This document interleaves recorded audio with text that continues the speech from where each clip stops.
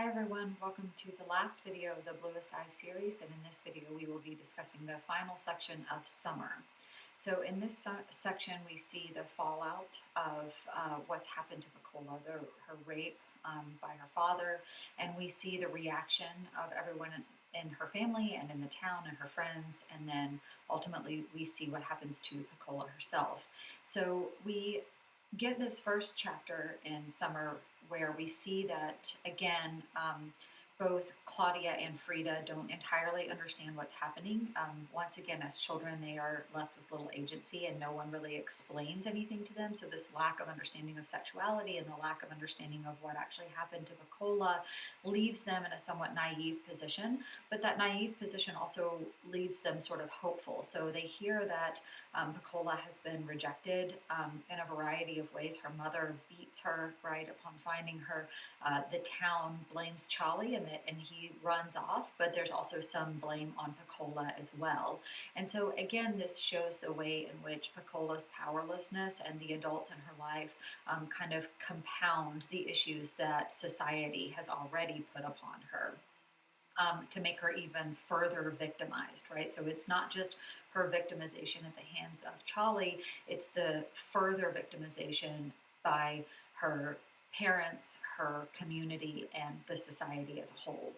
So Claudia and Frida both want very much for this baby to survive, the baby that everyone says it would probably be better if she lost it. And Claudia and Frida kind of say prayers and sacrifice up their seeds for the baby and the growth of the baby. And this harkens back to the nature imagery that's been present throughout the entire novel. And one of the things that we learn is that, of course, the baby does die. She's not able to carry the pregnancy.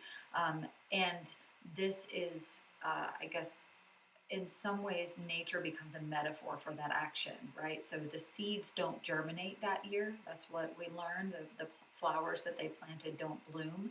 And they think it's because there's something in the earth that's not conducive to those flowers blooming. And in the same way, Piccola's baby does not grow, right, and doesn't take on life. And so there's something in the soil that keeps that from happening as well. And so by having that metaphor there, what we learn is that when you have a society where racism and oppression and hate are allowed to grow like a cancer, right? They will kill the life of anything else, right? You can't flourish in that environment. No one can. And it's why Piccola herself doesn't flourish, right? So it's not just her baby that doesn't flourish, it's Piccola and really, in fact, the whole society, right? No one in that community is flourishing. And Piccola ultimately only receives the blue eyes that she's so desperately desired by going mad, right? She loses her mind. And so she believes that she's taken on these blue eyes and that she is beautiful.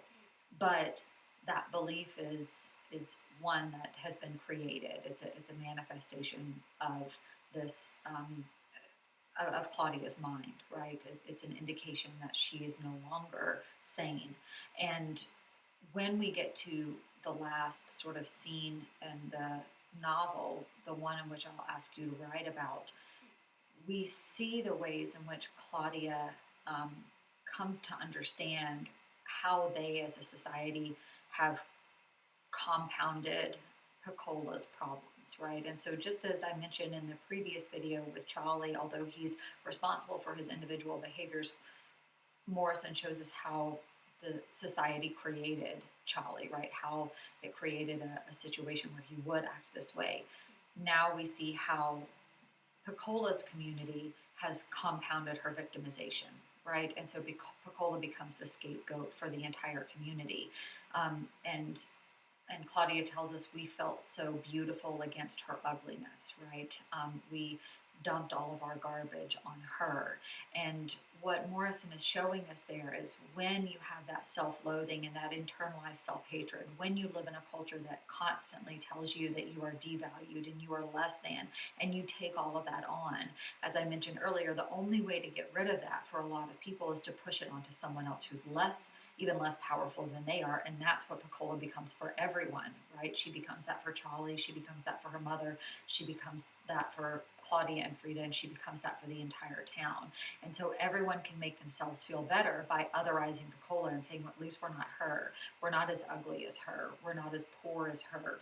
We're not as victimized as her, right? So everything that Pecola is, they're able to push those parts of themselves that they hate off onto her, and by contrast make themselves feel better. But of course it's a false feeling of empowerment, because you're not really empowered. None of them are.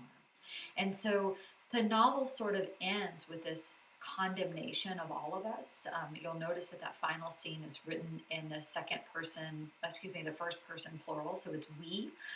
So Morrison is implicating all of us in this, but we also get some sense of hope from the girls. The singing and the planting of the seeds and the hoping for a better future implies that if this cycle can be broken, there is hope for all of us, right? So that's the end of the novel, and I hope you've enjoyed this discussion, and I'm really looking forward to seeing what you all have to say about it.